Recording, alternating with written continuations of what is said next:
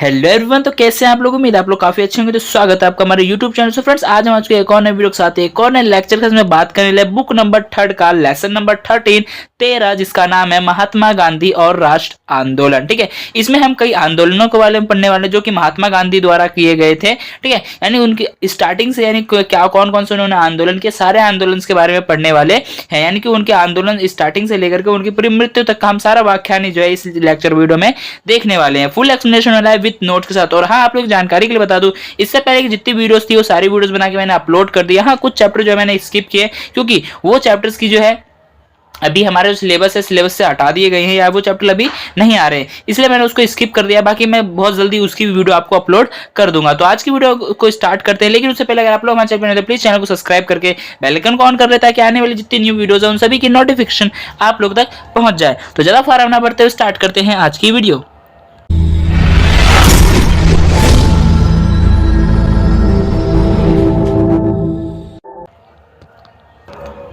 So friend, जैसे कि मैंने बताया, आज हम पढ़ने वाले हैं लेसन नंबर 13 या फिर अध्याय 13, जिसका नाम है महात्मा गांधी और राष्ट्रीय आंदोलन। ठीक है, राष्ट्र यानी विश्व स्तर पे जो आंदोलन हुए वे महात्मा गांधी कौन है, जो हमारे नोट पे छपे होते हैं वो, और जिन्हें हम बापू कह करके बुलाते हैं, या फिर हम उन्हें राष्ट्रपिता के नाम से या फिर राष्ट्रपिता की उपाधि देकर हम उन्हें पुकारते हैं। ठीक है, देखो, एक सबसे फर्स्ट पॉइंट हमारा आता है स्वयं की उद्घोषणा करता एक नेता। उद्घोषणा मीन्स क्या होता है, स्वयं को लोगों के सामने उभारता हुआ एक नेता। ठीक है, देखो, सबसे फर्स्ट पॉइंट हमारा, महात्मा गांधी का पूरा नाम मोहनदास करमचंद गांधी था। ये तो सभी को पता होगा, जो महात्मा गांधी उनका नाम क्या था, मोहनदास करमचंद गांधी था। इनका जन्म 2 अक्टूबर 1869 में हुआ था। इनका जो जन्म है कब हुआ था, 2 अक्टूबर को, जब हम गांधी जयंती मनाते हैं। ठीक है, 2 अक्टूबर 1869 में हुआ था। कहां पर हुआ था, गुजरात के पोरबंदर जिले में हुआ था। कहां पर हुआ था, गुजरात के पोरबंदर जिले में हुआ था।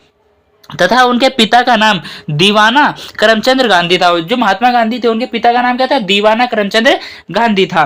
तथा माता का नाम पुतलीबाई था। बात करें उनके माता की, तो उनके माता का नाम क्या था, पुतलीबाई था। उनकी पत्नी का नाम कस्तूरबा था। उनकी जो पत्नी थी उनका नाम क्या था, कस्तूरबा था। और आप लोग जानने के लिए बता दो, महात्मा गांधी का जो विवाह हुआ था वो 13 साल की उम्र में ही उनका विवाह हो गया था। किसके साथ में, कस्तूरबा के साथ में, जो उनसे उम्र में 1 साल बड़ी थी। जो क्या थी, उनसे उम्र में 1 साल की बड़ी थी। और महात्मा गांधी पेशे से क्या थे, लॉयर थे या फिर वकील थे। ठीक है, लॉयर थे, लॉयर, ठीक है, वकील।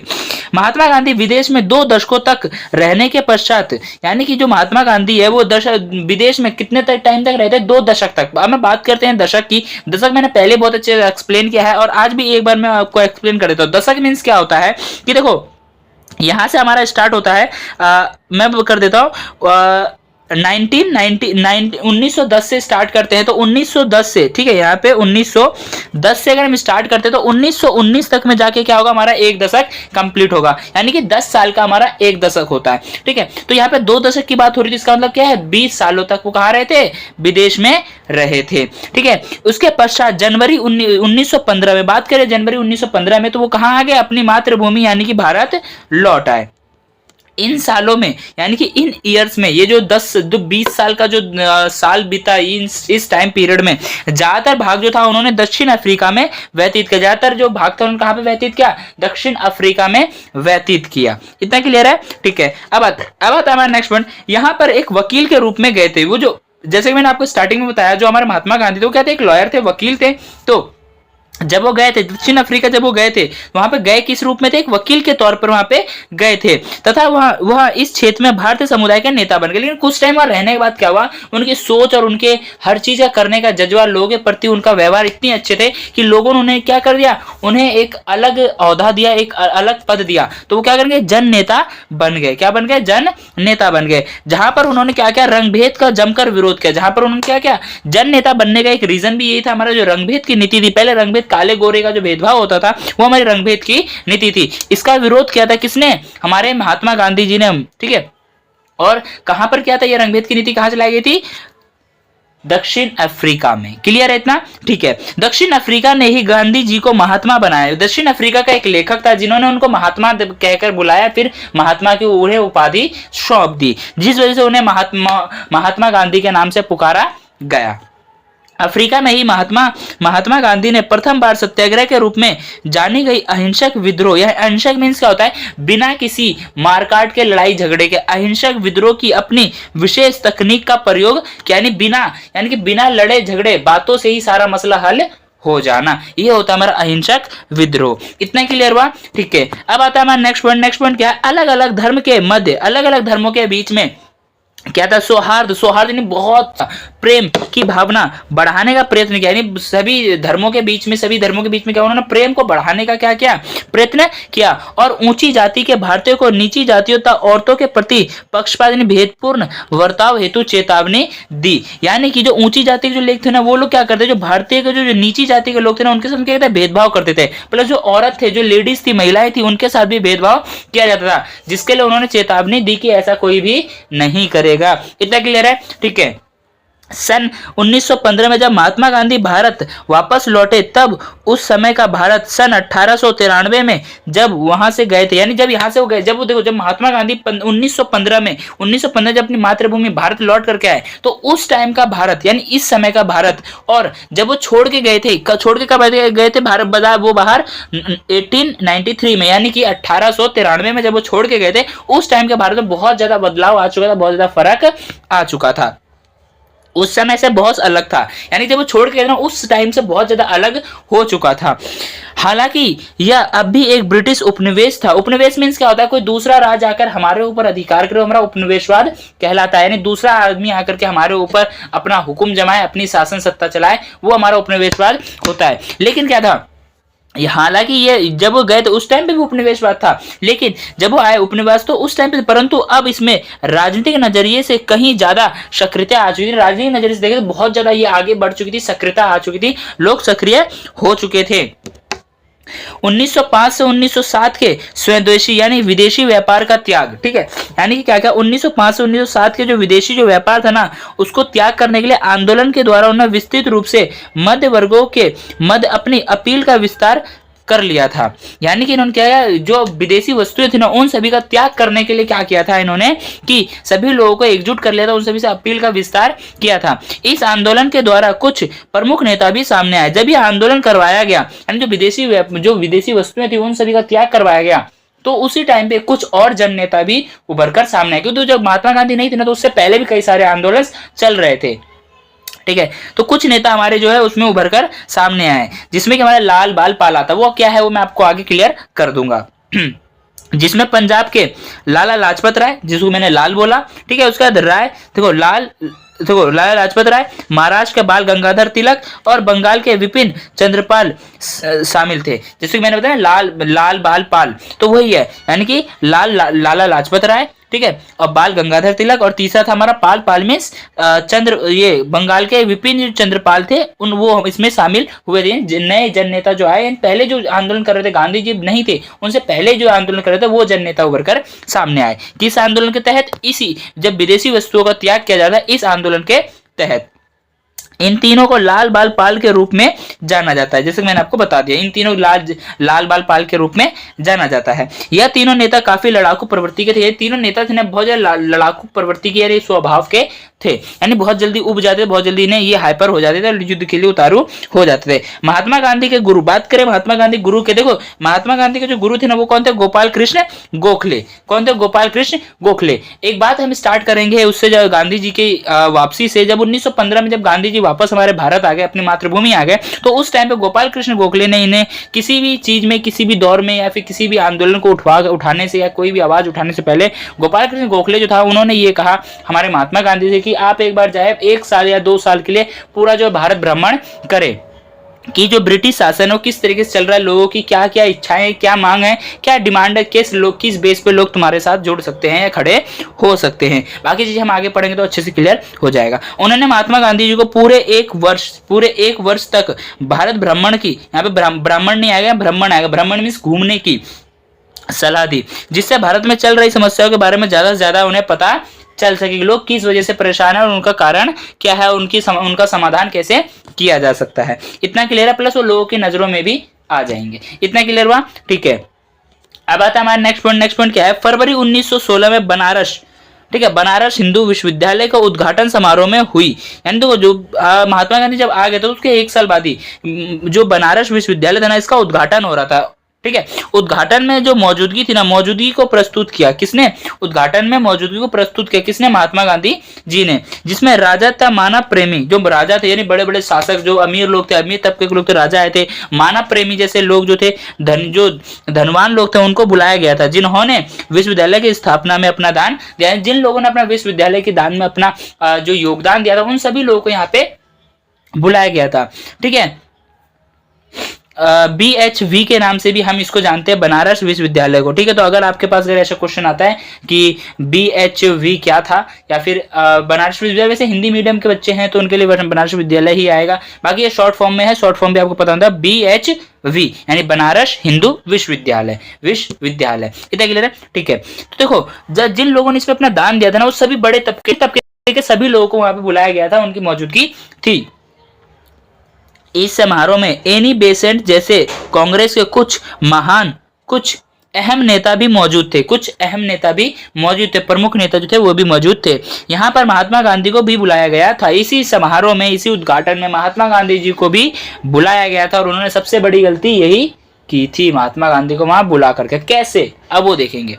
उन्होंने दक्षिण अफ्रीका में किए कार्यों के लिए सम्मानित किया जाना था। जो माने कि जो विश्वविद्यालय के जो लोग थे ना, वो लोग क्या करना चाहते, महात्मा गांधी जी को उनको सम्मानित करके ना अपना एक अलग ओहदा बनाना चाहिए कि भाई हमारा मान सम्मान है, ये मतलब दिखाना, अपना ओहदा अच्छा दिखाना चाहते थे। महात्मा गांधी तो अच्छे थे भाई, उनको पूरी दुनिया उन्हें जान चुकी थी कि वो वहां करके क्या आए, वहां रंगभेद की नीति को पूरा समाप्त कर दिया, सबका बेहतर जीवन कर दिया था, तो लोग तो जान ही चुके। लेकिन उनको फिर भी सम्मानित करने के लिए बनारस विश्वविद्यालय के स्टेज पर बुलाया गया था।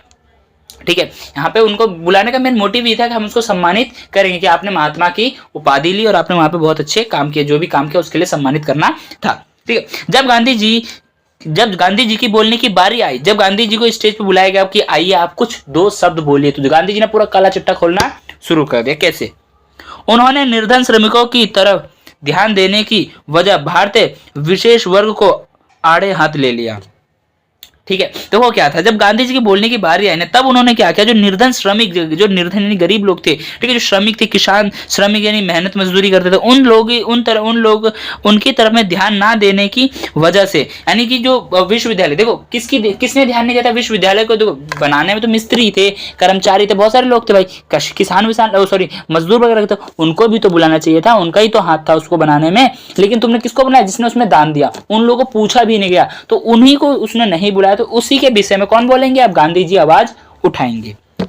ठीक है, उसी के बीच में उन्होंने क्या किया, आड़े हाथ लेना शुरू कर दिया। किसको? जो धनी लोग थे, जो वहां के मेन हेड थे, जिन्होंने उसको ऑर्गेनाइज किया था। उन्हें कहा कि बनारस हिंदू विश्वविद्यालय की स्थापना निश्चय ही अत्यंत शानदार है। जो गांधी जी है, उन्होंने क्या कहा, बनारस विश्वविद्यालय की जो स्थापना है बहुत ही अच्छी है, बहुत ज्यादा अत्यंत शानदार है। ठीक है, कहा बहुत मजा आ रहा है। ठीक है, ऐसा उन्होंने कहा। उन्होंने कहा अमीर और सजे सवरे लोग तो बहुत हैं। उन्होंने क्या कहा, महात्मा गांधी ने कहा कि यहाँ पे अमीर और सजे सवरे लोग तो बहुत हैं, पर लाखों गरीब भारतीयों की उपस्थिति नहीं है। पर यहाँ पे लाखों गरीब भारतीयों की उपस्थिति नहीं है। अब देखो, उन्होंने दक्षिण अफ्रीका में तो अपना नाम कमाया है, अपना नाम फेम लिया। अब देखो इंडिया में आएंगे, लोगों के मन में देखो उनकी छवि कैसी बनने वाली है। इन्होंने कहा भारत के लिए आज़ादी तब तक संभव नहीं है। जो महात्मा गांधी है, उन्होंने ये बात कही कि भारत के लिए ये आज़ादी तब तक संभव नहीं है जब तक कि आप अपने आप को अनेक बाधाओं से अलग ना कर ले। ऊंच नीच, छोटा गरीब अमीर, इन सभी बाधाओं से जब अपने आप को आप अलग नहीं कर लेते ना, तब तक भारत जो है आज़ाद नहीं होगा।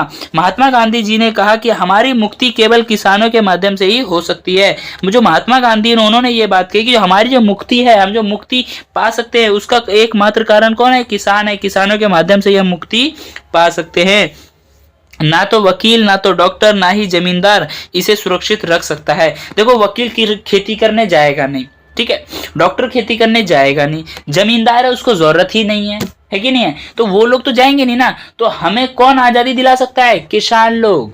कौन? किसान, गरीब, निर्धन, जो लोग कमजोर है, वो लोग लड़ेंगे अपने लिए, और उनके साथ, उनका साथ हम देंगे, तभी तो उठ पाएंगे। अब हम ही उन्हें नहीं पूछेंगे, वो हम सोच रहे हम अपना खा रहे हैं, मस्त हैं, बाकी क्या करना।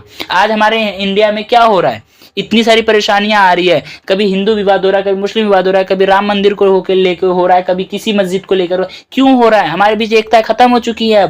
अब लोगों के मन में अनपढ़ता ज्यादा आ चुकी है। पहले के लोग पढ़े लिखे नहीं थे, लेकिन ठीक थे, मानवता जिंदा थी, लेकिन आज लोग पढ़े लिखे होकर भी क्या हो चुके, गवार बन चुके, गवार, जिनको एक बार बता दो इस मंदिर के अंदर जाओ, यहाँ पे मस्जिद मिलेगा, इस मस्जिद के जाओ, यहाँ पे मंदिर मिलेगा, सारे चल पड़े। ठीक है, तो ये अनपढ़ता बढ़ चुकी है हमारे इंडिया में आजकल यही लोग हैं। यानी कि देखो, अगर पॉलिटिक्स में, अगर देखो मैं रियल एक्चुअलिटी बता रहा हूँ, अगर आपको पॉलिटिक्स में जाना है ना, अगर एक राजनेता बनना चाहते हो, बस किसी एक धर्म को लेकर के उठ खड़े हो जाओ, तुम तुरंत पहुंच जाओगे वहां पे। ठीक है, तो फिलहाल हमारा मैटर नहीं है, हम फिलहाल चलते हैं अपनी हिस्ट्री पे। हमारा आता है, अब क्या आता है, फरवरी 1916 में हो रहे सम्मेलन में बहुत से लोगों ने अपनी बातों को सामने रखा। यानी जो फरवरी 1916 में जो समारोह हो रहा था, इस समारोह में, सम्मेलन में क्या हुआ, बहुत से लोग ऐसे हैं जिन्होंने अपनी अपनी बातों क्या रखा, सामने रखा, स्टेज पे रखा। अंग्रेजों के द्वारा किए जा रहे शोषण को भी सामने रखा, अंग्रेज जो शोषण कर रहे थे ना, उसको भी सामने रखा कि अंग्रेज हमारे साथ ऐसा ऐसा कर रहे हैं, हमें क्या करना चाहिए। इतना क्लियर है? ठीक है, अब आता है हमारा नेक्स्ट पॉइंट, क्या है, असहयोग की शुरुआत और अंत। असहयोग की शुरुआत और अंत। असहयोग में पहले हम जानेंगे सहयोग। सहयोग मीन्स क्या होता है, किसी के साथ चलना। अब हम यहाँ देखेंगे असहयोग, यहाँ पे क्या उल्टा, यानी किसी का साथ छोड़ देना। असहयोग की शुरुआत और उसका अंत करना। यानी कि अगर देखो, अभी मैं किसी के साथ चल रहा हूं, तो मैं उसको क्या कर रहा हूं, सहयोग कर रहा हूं। जैसे कि आपने कोई बात बोली, मैंने उस पर हाँ में हाँ मिला दी, वो क्या हुआ, मैंने सहयोग किया। अब मैं बोल दूं नहीं ये ऐसा नहीं होगा, तो मैंने क्या कर दिया, एक असहयोग कर दिया। तो जब मैंने असहयोग कर दिया, भाई बात तो खत्म ना। अब आप बोलोगे नहीं मैंने खून नहीं किया है, ठीक है, एक बात बताओ, एक एग्जाम्पल दे रहा हूँ, आप ऐसे कोर्ट में जाकर के तो भाई मैंने खून नहीं किया है, अब मैं बोल दूं नहीं इसी ने किया है, बात तो खत्म। अगर मैं आपका सहयोग कर दूं, आपने बोला मैंने खुद नहीं किया, बोला हाँ इसने नहीं किया है, तो मैंने आपका सहयोग दिया। और अगर मैं ना कर दूं तो मैंने आपका सहयोग नहीं किया। क्लियर है? इससे अच्छा उदाहरण मिलेगा ही नहीं। चलो अब आता है नेक्स्ट पॉइंट। नेक्स्ट पॉइंट क्या है, महात्मा गांधी को 3 घटनाओं की वजह से पूरे भारत में जाना जाता है। जो हमारे महात्मा गांधी ना, उसको दक्षिण अफ्रीका के अंदर लोग जानते ही थे। वहां पे महात्मा की उपाधि लेने के बाद भारत में जो है 3 घटनाएं ऐसी घटित हुई, जिनकी वजह से जो महात्मा गांधी है, लोगों के मन में एक राजनेता के रूप में और एक अच्छी छवि बनाकर खड़े हुए, और लोग उन्हें इसी वजह से जानने लगे। बात करते हैं सबसे पहली घटना की। तो सबसे पहली घटना जो आती है हमारी, क्या आती है, मैं कलर एक बार चेंज करना चाहूंगा इसका। देखो सबसे पहली घटना जो हमारी आती है, वो आती है सन 1917 में। कहाँ आती है? 1917 में बिहार के चंपारण में, चंपारण जिले में, ठीक है, नील उत्पादन कृषियों की मदद करने की वजह से जाना जाता है। यानी कि नील के उत्पादन था, नील का उत्पादन का अंग्रेज क्या कर रहे थे ना, नील की खेती के लिए यहाँ पे बहुत बढ़िया थी है ना, उनको ऐसा लगता था कि जगह है नील की खेती के लिए बहुत ज्यादा उपयोगी है, तो उनका शोषण क्या है, तुम नील की खेती करो, तुम नील की खेती करो, उनका जबरदस्ती करवाया जाता था।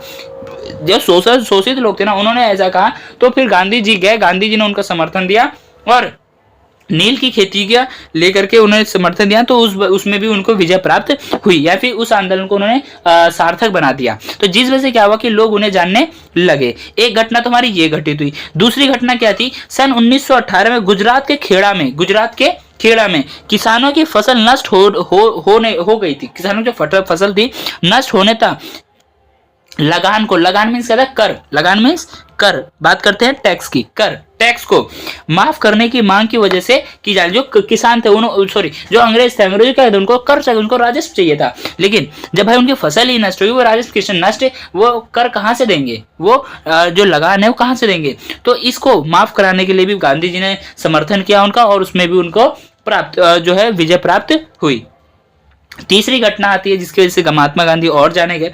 तीसरी घटना दोबारा से होती है 1918 में, गुजरात के अहमदाबाद में, जो कि कपड़ा मिल के कपड़े के लिए बहुत ज्यादा फेमस है। ठीक है, कपड़े मिल में मजदूरों के लिए ही होती है। क्या होती है? कपड़ों के लिए, मजदूरों के लिए ही होती है। ठीक है, जो अपनी बेहतर दशाओं की, यानी कि जो कपड़े मिल में थे ना, उनके साथ बहुत मतलब जैसा रहना है रहो, नहीं रहना, मतलब उनकी जो व्यवस्था थी, अच्छी व्यवस्था नहीं थी, रहने के लिए अच्छा घर नहीं, अच्छा जगह नहीं था, खाने के लिए अच्छा खाना नहीं था, और भी कई सारी जो दशाएं थी ना, बहुत बुरी दशा थी, जिसमें दशाओं की मतलब कि बेहतर दशाओं की मांग करने के लिए उठाए आवाज की वजह बने, यानी उसकी वजह बने कि जो लोग वहां पे आवाज उठा रहे थे ना, उनकी वजह बने कौन? गांधी जी, यानी उनका समर्थन दिया। ये 3 घटनाएं थी जिसकी वजह से महात्मा गांधी को इंडिया में या फिर भारत में जाना गया। इतना क्लियर है? ठीक है, अब आता है हमारा नेक्स्ट पॉइंट क्या है, अहमदाबाद चंपारण का खेड़ा में हुई, यानी अहमदाबाद चंपारण और खेड़ा में हुई पहल से गांधी जी एक राष्ट्रवादी के रूप में उभर कर सामने आए। यानी जब अहमदाबाद चंपारण और खेड़ा में जो हुई जो पहल थी ना, इन पहलों की वजह जो गांधी जी थे वो एक राष्ट्रवादी रूप में, राष्ट्र नेता के रूप में उभर कर सामने आए, जिसमें निर्धनों के लिए गहन सहानुभूति, जिसमें जो निर्धन, जो गरीब लोग थे ना, निर्धन कमजोर लोग, उनके लिए बहुत ज्यादा सहानुभूति यानी कि दया भावना थी। इतना क्लियर है? ठीक है, अब आता है नेक्स्ट पॉइंट क्या है, सन 1914 से 1918 के समय तक पूरे विश्व में क्या चल रहा था? प्रथम विश्व युद्ध। फर्स्ट वर्ल्ड वॉर चल रहा था हमारे इंडिया में 1914 से 1918, ठीक है। इसी समय 1914 से 1918 के महान युद्ध के दौरान अंग्रेजों ने प्रेस पर रोक लगा दी थी। यानी कि जब जो चल रही थी, जब विश्व युद्ध चल रहा था, उस टाइम पे क्या होता है, अंग्रेज ने प्रेस यानी मीडिया पर क्या कर रखा, रोक लगा रखा था। और क्या था, जो भी मतलब न्यूज छपेगी, उन न्यूज का पहले सर्वेक्षण कौन करेगा, वहां का सर्वेक्षण कौन करेगा, जो वो अंग्रेज नेता है, अंग्रेज नेता, वो उसका सर्वेक्षण करेंगे। जब वो बोल देंगे हाँ, जब वो एग्री कर देंगे ना, तभी वो प्रकाशित होगी, अन्यथा नहीं होगी। बिना मतलब कि कोई भी प्रेस पर रोक ही लगा दी थी, तुम अपनी मर्जी स्वतंत्र नहीं हो, जब हम बोलेंगे तभी होगा, नहीं अन्यथा नहीं होगा, ठीक है। बगैर जांच के जेल की आज्ञा दे दी थी, यानी बिना किसी जांच के क्या करता है, जेल की आज्ञा दे दी थी। यानी कोई जांच पड़ताल करना नहीं है, किसी पे भी तुम्हें शक हो, सीधा उठा के जेल में फेंक दो, सीधा उठा के जेल में फेंक दो। किसने ऑर्डर दिया था, ये हमारे अंग्रेज साहब ने ऑर्डर दिया था। किसने दिया था, अंग्रेजों ने ऑर्डर दिया था, ठीक है। सर सिडनी रॉलेट की अध्यक्षता वाली एक समिति की संतुतियों, यानी कि संतुतियों मीन्स उसके आधार पर, संतुतियों के आधार पर यानी कि बातों के आधार पर कड़े उपायों को जारी किया गया। सर सिडनी रॉलेट की जो अध्यक्षता है, उसी अध्यक्षता वाली एक समिति की संतुति थी, ठीक है, एक समूह था, जिसके आधार पर क्या हुआ, इन कड़े उपायों को जारी किया गया। इसके जवाब में गांधी जी ने समूचे देश में रॉलेट एक्ट के विरुद्ध एक अभियान चलाया। इसी के विरोध में, यानी कि बिना जांचे पड़ते तुम कैसे भाई जेल में भर दे रहे हो, है ना, जेल में ठूस दे रहे हैं, तो क्या हुआ, तो गांधी जी ने ना उसी के बात पे, उसी को लेते हुए समूचे देश में रॉलेट एक्ट के विरुद्ध, जो रॉलेट एक्ट लागू किया गया था, बिना किसी जांच के जेल में भर दो, जो रॉलेट एक्ट लागू किया गया था, रॉलेट एक्ट में क्या था, उसके विरुद्ध उन्होंने आवाज उठाई। किसने, गांधी जी ने, पूरे भारत के साथ मिलकर, ठीक है। अब पहले देखेंगे आप रॉलेट एक्ट है क्या है। रॉलेट एक्ट को थोड़ा अच्छे से हम एक्सप्लेन करेंगे। देखो, जो ब्रिटिश सरकार के खिलाफ षड्यंत्र रचे, यानी जो भी लोग ब्रिटिश जो ब्रिटिश सरकार है या शासन है है, तो उन्हें क्या दिया है कि सजा दी जाएगी, उन्हें की जाएगी, सजा दी जाएगी, तथा उन्हें क्या किया जाए, बिना किसी जांच पड़ताल के क्या करा जाएगा, जेल में डाल दिया जाएगा, भूखे प्यासे, पिटाई भी अलग से होगी। ऐसा किया गया था, किसके अंतर्गत, रॉलेट एक्ट के अंतर्गत। इतना क्लियर है, ठीक है। अब आता है नेक्स्ट पॉइंट, पूरे देश भर में बंद हड़ताल, बंद मीन्स लॉकडाउन जैसा हमारा लगा था ना, सेम बंद हड़ताल, धरना तथा स्कूल, दुकान, हर चीज रोक दी गई थी। ये किसने लागू कर दिया था, हमारे महात्मा गांधी जी ने। किसके विरोध में, रॉलेट एक्ट के विरोध में। पूरा देश भर जो था बंद था, हड़तालें चल रही थी, धरना प्रदर्शन, स्कूल, दुकान, हर एक चीज रोक दी गई थी, यानी कुछ भी चल नहीं रहा था। तो अब उसी के दौरान अब कौन आएगा, हमारे गांधी जी आएंगे और धरना प्रदर्शन और ये सब कुछ खोल खाल के वापस आएंगे, ठीक है। हर चीज बंद थी। सन 1919 में अमृतसर में यह खून खराबे के चरमोत्कर्ष पर पहुंच गया था। ये जो घटना थी ना, सन जो 1919 का टाइम पीरियड था, इस टाइम पे अमृतसर में यह जो स्थिति थी, खून खराबे तक बात पहुंच चुकी थी, यानी बहुत हाई लेवल तक बात जा चुकी थी। अमृतसर में जलियांवाला बाग हत्याकांड हुआ। अमृतसर में ही क्या हुआ, जलियांवाला बाग हत्याकांड हुआ। ये कब हुआ था लगभग, ये कब हुआ था आप लोग मुझे बताओगे, किसमें, कमेंट बॉक्स में, ठीक है, कि जलियांवाला बाग हत्याकांड जो है कब हुआ था। अभी मैं बोलने जा रहा था, मैंने लगभग बोला, फिर मैं रुक गया, है ना। तो आप लोगों को बताना है कि जो जलियांवाला हत्याकांड था वो कब हुआ था। बाकी मैं वीडियो के लास्ट में आपको जरूर बता दूंगा कब हुआ था। बाकी जो लोग वीडियो के लास्ट तक रुके तो उनको पता चल जाएगा। बाकी कुछ लोग होंगे जो गूगल करके आगे अभी तो आंसर भी पुट कर देंगे, ठीक है। देखो, जलियांवाला बाग हत्याकांड जो हुआ था, कहाँ पे हुआ था, अमृतसर में हुआ था। इसका एक छोटा सा जो मेन मोटिव मैं बताता हूँ। देखो क्या था, अंग्रेजों ने क्या किया, उस टाइम पे एक वसंत समारोह चल रहा था, ठीक है, वसंत का मौसम था। सभी लोग क्या कर रहे थे, एक जगह पे आए, ठीक है, जगह पे आने के बाद वहाँ पे समारोह हो रहा था। सभी बहुत सारे हजारों लोग यहाँ पे मौजूद हुए इस मेले में, ठीक है। इस मेले में हजारों लोग मौजूद। जो एंट्रेंस गेट थी ना, एंट्रेंस गेट को क्या किया, अंग्रेजों ने बंद करके दिया और चारों तरफ उनके सैनिक आ गए और आंख बंद करके उन्होंने क्या किया, गोलियां चलाना शुरू कर दी। लगभग इसमें कितने लोगों की मौत होगी, 400 से 500 लोगों की मौत हुई थी। इतना क्लियर है, ठीक है। तो देखो अब क्या है, देखो चरमोत्कर्ष पर पहुंच गई। अमृतसर में जलियांवाला बाग हत्याकांड हुआ, जिसमें लगभग 400 से अधिक लोगों की मौत हुई। लगभग 400 से 400 प्लस भी हुआ, लगभग में तो आसपास की वैल्यू है, ठीक है, मौत हुई। इसे ही जलियांवाला बाग हत्याकांड के नाम से जाना जाता है। इसे ही क्या जाना जाता है, जलियांवाला हत्याकांड के नाम से जाना जाता है। इसके ऊपर एक डेडिकेट वीडियो बहुत जल्द आएगी, मैं कोशिश करूंगा इसके ऊपर एक डेडिकेट वीडियो भी आप लोग के लिए ला दूं, ठीक है। गांधी जी रॉलेट सत्याग्रह से ही एक सच्चे राष्ट्रवादी नेता बन गए। यानी कि जो गांधी जी ने जो रॉलेट एक्ट चलाया ना, तो इसी की वजह से उसका जो उन्होंने विरोध किया ना, उसी वजह से राष्ट्रवादी नेता बन गए, ठीक है। इसकी कामयाबी से उत्साहित होकर गांधी जी ने अंग्रेजी शासन के खिलाफ असहयोग आंदोलन की मांग कर दी। इसकी कामयाबी को उन्होंने जब देखा ना कि सभी लोग मेरे साथ आ चुके, सभी लोग मेरे से प्रसन्न है, सभी लोगों का समर्थन मेरी साइड को, तो उसी की कामयाबी को देखते हुए उत्साहित हुए और उन्होंने क्या कर दिया, जो अंग्रेजी शासन है ना उसके खिलाफ में असहयोग आंदोलन की डिमांड कर दी या फिर मांग कर दी, जो भारत के उपनिवेशों के खिलाफ था। जो भारत के किसके लिए था? उपनिवेश कौन थे? जो बाहर से लोग आए हुए थे ना उनके खिलाफ था। इतना क्लियर है? ठीक है। अब आता है नेक्स्ट पॉइंट क्या है? गांधी जी ने आग्रह किया, यानी सभी से निवेदन किया कि सभी लोग स्कूल, कॉलेज तथा अदालतों में ना जाए, प्लस क्या करें, ना जाए, और कर भी ना चुकाए और राजस्व भी, टैक्स भी ना चुकाए। गांधी जी ने कहा कि यदि असहयोग, यहाँ पे असहयोग आएगा, ठीक है, यदि असहयोग का ठीक ढंग से पालन किया जाए तो भारत 1 वर्ष के भीतर ही स्वराज यानी कि स्वतंत्रता प्राप्त कर लेगा। स्वराज यानी अपने स्वयं के ऊपर राज करना, कहते हैं अपना काम स्वयं करें, तो वही स्वराज प्राप्त कर लेगा। अपने आंदोलन को अधिक विस्तृत करते हुए उन्होंने खिलाफत आंदोलन के साथ हाथ मिला लिया। यानी कि जो महात्मा गांधी थे ना, वो तो अपना आंदोलन चला ही रहे थे, उन्होंने अपने आंदोलन क्या था, विदेशी वस्तुओं को उन्होंने क्या किया, विदेश के उनको छोड़ के जाने के लिए उन्होंने वो चलाया, आंदोलन चलाया। तो उसी के चलते चलते क्या था, खिलाफत आंदोलन भी चल रहा था। तो अपने आंदोलन को गांधी जी ने अपने आंदोलन को बड़ा करने के लिए, विस्तार करने के लिए क्या किया, जो खिलाफत आंदोलन था ना उसके साथ में अपना हाथ मिला लिया। खिलाफत आंदोलन के मिलने के बाद हिंदू और मुस्लिम भी साथ मिल गए। जो खिलाफत आंदोलन था ना खलीफाओं के द्वारा चलाया जा रहा था, जिसमें कि हिंदू और मुस्लिम भी शामिल हो गए। ठीक है, अब दोनों समुदाय के लोग शामिल हो चुके थे। खिलाफत आंदोलन के तहत सभी छात्रों ने स्कूल जाना बंद कर दिया था। यानी खिलाफत आंदोलन के तहत कहते सभी छात्रों ने कहा जाना, स्कूल कॉलेज जाना तब बंद कर दिया था। वकीलों ने अदालत जाना बंद कर दिया। जो वकील थे वो क्या कर चुके, अदालत जाना बंद कर चुके थे। तथा मजदूर जो थे वो हड़ताल पर चले गए थे। जो मजदूर थे ना, मजदूर कहाँ चले गए थे, हड़तालों पे चले गए थे। यानी कि शुरू से स्टार्टिंग से ही चलते आ रहा है, जो हमारी डिमांड पूरी ना करे हड़ताल पे चले जाओ, काम बंद कर दो। ठीक है, सरकारी आंकड़ों के अनुसार सन 1921 में कुल 396 यानी 396 हड़तालें हुई।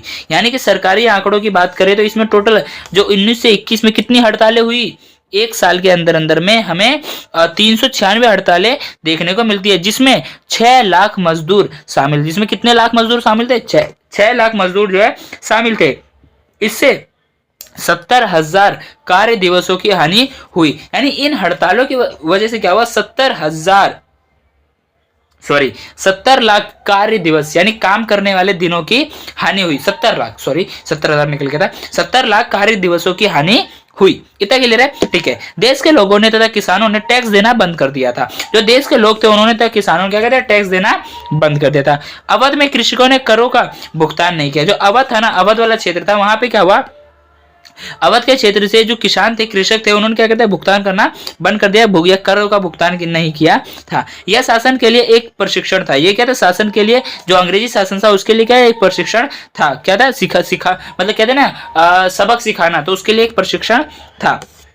1857 की क्रांति, जो कि हमने अपना लेसन नंबर 11 रीड किया था, ठीक है, इससे पहले की वीडियो। 1857 की क्रांति के पश्चात प्रथम बार असहयोग आंदोलन के फल स्वरूप अंग्रेजी राज्य के नहीं नींव हिल गई थी। यहाँ पे नहीं आएगा, यहाँ पे नींव आएगा, नहीं आएगा। क्लियर है? ठीक है। यानी कि 1857 की क्रांति के पश्चात यानी उसके बाद प्रथम बार असहयोग आंदोलन के फल स्वरूप, जब देखो, जब 1857 में जब क्रांति हुई तो उस टाइम पे अंग्रेजों की नींव हिली, लेकिन वापस उन्होंने क्या कर दिया, अपना अधिकार जमा। क्योंकि वो जो हमारा प्रथम स्वतंत्र संग्राम था वो हमारा सफल नहीं हो पाया, क्योंकि सभी लोगों का क्या था, हमारा जो उद्देश्य था वो सभी लोगों का अलग अलग था। अगर आप लोग वीडियो देख के आए हो तो आप लोगों को पता होगा जो मैं बता रहा हूँ। अगर नहीं देख के आओ तो इसी वीडियो के डिस्क्रिप्शन बॉक्स में आपको उन वीडियोस की वीडियो लिंक देखने मिल जाएगी। तो आप ना कुछ पहले की वीडियोस भी देख लिया करो, ताकि क्या होता है कि कुछ चीजें हमें अच्छे से क्लियर हो जाती है, पहले की चीजें। ठीक है, तो जो बात कर रहे हैं 1857 की, तो उस टाइम का जो हमारा प्रथम स्वतंत्र संग्राम था, 1857 की जो क्रांति थी ना, उसके पश्चात यानी उसके बाद ये हमारी पहला ऐसा आंदोलन था जिसमें क्या है, अंग्रेजी शासन का फिर से नींव हिल चुकी थी। वो कौन सा आंदोलन था, असहयोग आंदोलन, जिसकी वजह से दोबारा नींव इनकी हिल गई। फरवरी 1922 में कृषकों के एक दल ने संयुक्त राज्य के चोरी चोरा क्षेत्र में, यानी कि चोरी चोरा क्षेत्र में पुलिस चौकी पर हमला करके उसमें आग लगा दिया। इसका कारण है, वो मैं बता देता हूँ क्या कारण था।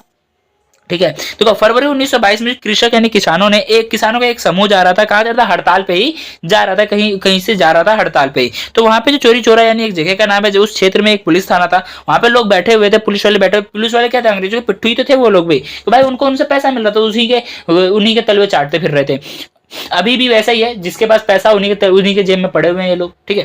तो देखो वो हमारा मैटर नहीं है, हमारा यहाँ आता है जो एक दल था, उसका एक समूह जो था वो क्या करता है, चोरी चोरा के क्षेत्र में जाता है, पुलिस चौकी पर हमला करके, यानी कि वहां से जब गुजर रहे होते हैं तो वो लोग कहते देखो ये लोग जा रहे हैं, फिर से वही धरना पे बैठेंगे, वही हाय हाय ये वो फलान ठिकाना, मतलब बहुत सारी बातें बोल रहे थे, प्लस कुछ उन्होंने गलत बोल दिया, जिससे लोग का कहता गुस्से में तो थे ही वो लोग, ठीक है, गुस्से में तो पहले से थे, प्लस उन्हें और ज्यादा गुस्सा आ गया, और ज्यादा उनका हाइपर हो गया, ठीक है, दिमाग सातवें आसमान में गया, और उन्होंने पुलिस वालों को खूब मारा पीटा, प्लस जो पुलिस थाना था उसमें आग लगा दिया।